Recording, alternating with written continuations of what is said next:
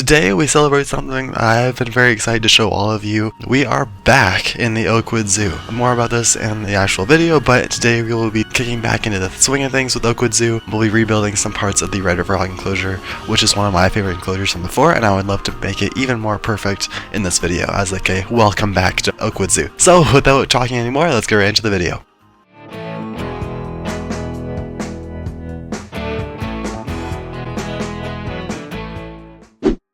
Alright, you heard the intro right? We are back in OakWood Zoo. Now this is not just something where it's like, where I say in the title it's an OakWood Zoo because it's like connected to it, or it's like a chain, because I know in a bunch of House of Tropics videos I said that it was like in OakWood Zoo technically, but we weren't actually in the zoo. This time, and going forward for a while, we will be in OakWood Zoo, the actual main park. Now I'm going to talk a lot about this because there's a lot of things that need to be discussed here, because I don't expect this at all. So I was honestly kind of like fooling around late at night or whatever, trying to like load into some of the save files for the zoo. So I managed to get into one of the save files. And I tried to do everything I could to make the game or make the park more stable. I got rid of a lot of things that I didn't really like, or either things I didn't like personally, or things that were using a lot of pieces that I didn't really feel that much attached to. So things that I feel like we could do better with a lot less pieces. Now the big contributors to pieces, now obviously before I even say anything of that, pieces are the death of zoos in this game. Because if you have so many pieces in one area of your zoo, that part is going to be heavily condensed with pieces,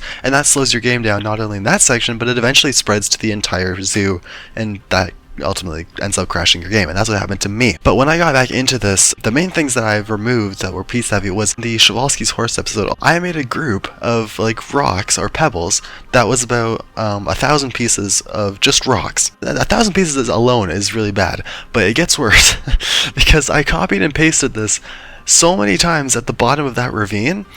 So it ended up being, when I deleted it, it was like 50,000 rocks, and it was ridiculous. That was definitely the biggest contributor. And the annoying part about that, I have no idea what past me was thinking, but you can't even see it. It's at the bottom of the river, so it doesn't even make an impact on how you see the enclosure. So I don't know what I was doing, but I got rid of those. I also got rid of the entrance. I know the entrance was something I really liked, but I feel like I can do a bit better, and there was a lot of pieces, especially the wood planks lining up to each other. That was a lot. I also got rid of a couple things here and there. I got rid of these shelters for the Shawalski's horse enclosure and the red deer enclosure because those were also using a lot of pieces. I think the entire enclosures I got rid of were the Shawalski's horse and the red deer. The Babaroosa's one, which I do have a better plan for because that was the first enclosure and I feel like I could do a lot better than that. I don't know if there's any other ones I really got rid of. There was a couple ones that were in progress that I got rid of. There's a couple more I do want to tweak. For example, the Wyson enclosure with the dome shelter. I want to improve that because that has a lot of pieces in the walls.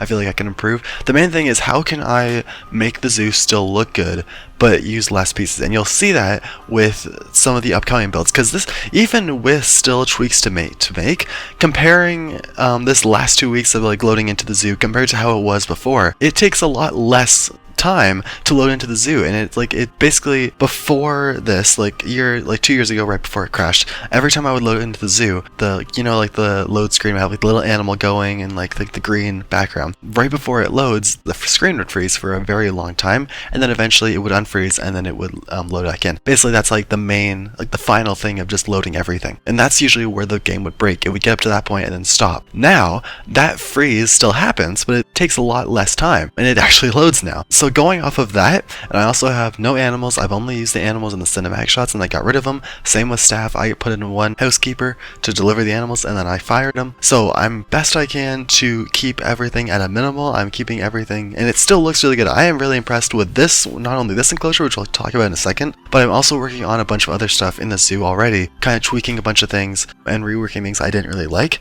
And there's also a lot of spatial requirements with a lot of the animals here. I know there's a lot of enclosures that we've done before that don't really look too good with like the some parts of the enclosures. Also the spacing is really too small or too big in some cases, and I'll be fixing that going forward. But yeah, that's the main part about like the OakWood Zoo and stuff. So that's kind of like the lore, I guess, of how I got the zoo back. Now we're gonna go into like my plans and stuff a bit later, but I feel like I should probably start talking about what we're actually doing in in this actual video. So when I first got into this into the zoo again, I looked at a bunch of different things. I tweaked a bunch of minor things like outside of just deleting stuff, I did look at, the main thing I missed the most was the Oceania stuff, because that was the first section we actually really completed, and I actually really did enjoy that. We've completed other sections and stuff in the past with other zoos, but this one actually really looked really good, for like the greenhouse, the penguin house, to like the flying fox aviary. Again, there are some small things I would like to tweak going forward, and I'll do like off screen probably, and just update you guys in like the community post. But overall, this is like a very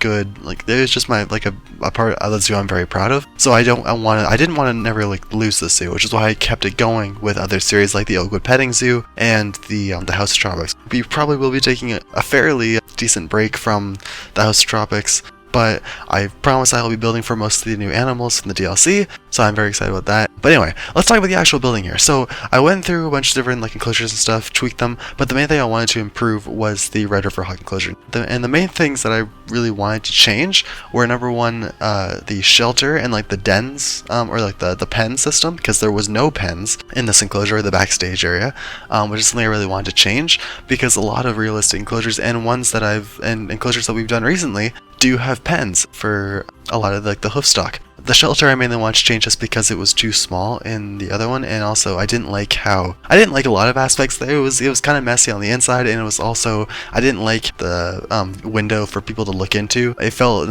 kind of forced there, because it just didn't really feel interesting enough for people to go all the way down just to look into a window and see them like backstage in their pens, so they're supposed to be like secluded. So I changed all of that. I gave the staff a really big upgrade in terms of like space. The one part I kind of liked about this was the terrain elevation. I kind of used like a bunch of different stairs and different steps and stuff to elevate like the concrete part of the backstage area to make it seem a bit more elevated, and still add a bunch of props and stuff to make it seem realistic. But I really enjoyed that part of it because it looks honestly really cool. The pens are still in the side enclosure. I stole those from the Marco enclosure from the House of Tropics kind of save file. And then for the inside part, I just added a bunch of things. A combination of stuff we had from other enclosures around the zoo, so I didn't have to delete the file. But also I made a few things myself to mix in there, and added like a bunch of signs and everything, and used the old pig pen kind of pieces to create the barns, or to create the pens. And yeah, honestly, it turned out pretty well on the inside. I liked it, and especially like how I added another door. I have the main double door on the one wall, and then on the adjoining wall, I have another single door that connects directly to the pens. So I felt like that was kind of thing. And maybe it's not necessary, maybe it's not realistic to how an actual backstage area would look, but I just felt for convenience, I had like an empty space there and on the inside of the building, so I figured why not make it interesting and add another door. A couple other things I fixed, or I guess revamped outside of the shelter and pens. I added a much needed kind of like a rope kind of fence, or a chain fence around like the border of the enclosure, because as it was before, it was just like a moat, but it wasn't really a moat of water. It was just a moat you could just run into and then just fall into the enclosure. So I definitely felt that there was something needed there in terms of like a fence for like to keep the guests back. Maybe not like a super strong fence, which is why I only did like a chain one, but I felt definitely something was good there, and it looks really good at the end of the day. It looks pretty nice. As well as that, speaking of fences, I also did some stuff with the back fence, and I used the fence also from the Marco enclosure, took out the cloth kind of texture behind it, and then that for the wall, and it looks good. I don't know if it's necessarily that much less in pieces compared to the fence that was there, but I don't think it's a severely I don't think it's a lot more pieces than how the other one was. So it's around the same probably. But yeah, overall, this enclosure looks really good. It was originally good from like the beginning before I changed it. This is one of my favorite enclosures, even outside of like the Oceania stuff. Because I remember this is one that I just did randomly. This wasn't in, because I planned to do all the Oceania stuff at once, but then randomly I just chose, alright, let's do Red River Hogs for something, because I really like that animal. And it is still one of my favorite species. It's honestly one that I don't really think about a lot in real life, but in the game, it's always one that I like to build for. I just like to build for pigs in general, because they're fun to build for, they're easy, and it just looks really nice. I didn't change a lot with the actual nature of the enclosure. I gave them a bit more room to run around in. Like I got rid of a couple grasses. I made the tree guards a bit smaller using a template that I had like in the House of Tropics build, instead of those huge square ones from before. So I made them a lot smaller, got rid of some like foliage that was in the way. I got rid of a lot of the saltwort bush, because if you didn't know that, the common saltwort bush has a very heavy, or a very big hitbox, so it prevents animals from moving around a lot in the truthful area. So if you have problems with truthful area, I would recommend looking if you have any of those bushes around, because that will probably be the answer. And I did that here.